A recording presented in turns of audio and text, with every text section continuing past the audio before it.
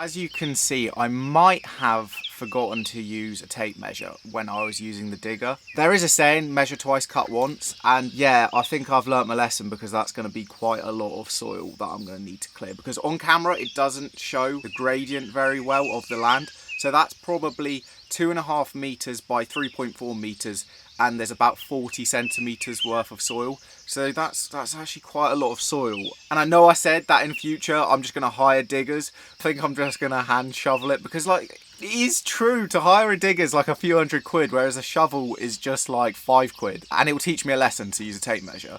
Now, speaking of tape measures, what you're about to see as well is that I'm not using a tape measure at all when I'm marking out the floor plan, but there's a reason why I'm not using one.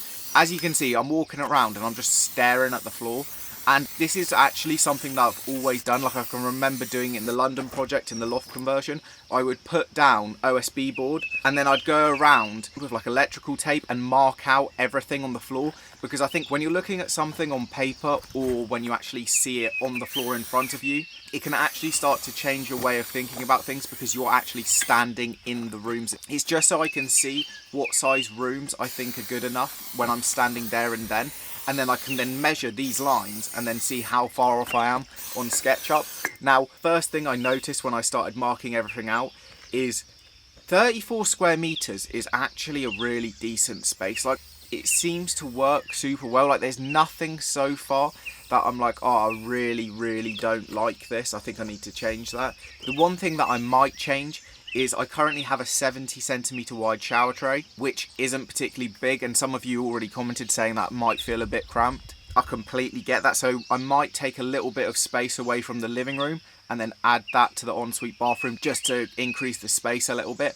Now, obviously you only see a few minute clips in a YouTube video, but I probably spent the best part of like an hour, maybe an hour and a half, just walking around the floor plan, just trying to imagine what it's actually going to be like to, say, walk from the bathroom to the living room, trying to see if, oh, is it going to be too narrow here? Is the sliding door in the bathroom going to be annoying? Now's the time you want to make all the mistakes in the floor plan, because trust me, I know people who have started building things, they have put stud walls up and then they go, oh, this doesn't work really, does it? And then they have to take it all down, they have to get rid of certain bits, which costs time and money. So this is the time to make mistakes. This is when you need to figure it all out. Yes, of course, if you want to change stuff down the line, you can, but really you want to get it pretty much set from now, and any changes down the line, they're not going to affect the structure too much, because obviously the stud walls and where they're positioned, it's going to be pretty key. Something else that I really like about marking it all out is the floor plan is now pretty much where it's going to actually be in the land, and you can really start to visualize what it would be like. So for example, as you can see, the corner of the tiny house is going to be very close to the fence, like probably only 1.5 meters distance, which is not ideal. It's going to feel very narrow, which I'm going to have to do something special with the garden area there to try and make it feel somewhat nice. And then as you walk down, there's going to be 2 sliding doors, so as you walk into them now, you're going straight into the kitchen. And then where I'm stood now is the living room, and you've got a super long walkway, about 5-ish meters to get into the bedroom, where there's going to be a double bed, and then obviously the ensuite, which has got a shower, a toilet, and then that sliding door setup that I was going on about. As I mentioned in the previous video, I'm not too sure what I'm going to do on windows, so I think what I'm going to go for is a skylight above the shower. I think that's going to look really nice. A few of you did also suggest having a skylight above the bed. Now, I've never actually really seen that, and that would be pretty sick. Although, one thing, if it rains a lot, it's going to be super noisy, so I'm not sure on that. I've never actually seen anyone really do that. I know you obviously have Veluxes in bedrooms, but I've never really seen like a 3 by 3 meter skylight above a bed. I think I might put a small skylight over the kitchen, like where I will sit at that breakfast bar thing, and then above the living room where I'm stood right now, I think that's where I need to buy a proper decent sized skylight, like maybe 2.5 meters by 2.5 meters, because as I mentioned in the previous video, natural light from a skylight is really important because of that 2.5 meter fence.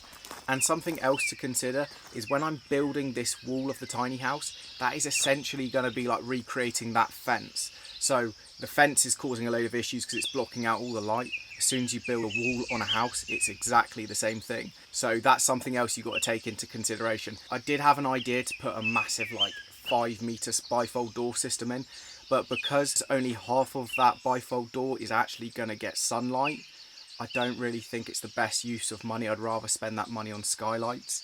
So yeah, it's a little bit annoying, the fence and how much light it takes away, but every plot of land's got its compromises and I just need to find a way around it. So I hope you found that helpful, like me explaining my process of like marking out a floor plan and seeing if it actually works. I think the next video is going to be clearing the land again and probably the foundations. Now there's a lot to talk about on the foundation, so I'm definitely going to leave that for the next video. So thanks for watching. If you've enjoyed the video, please give it a like, subscribe if you're new, and I'll see you in the next video.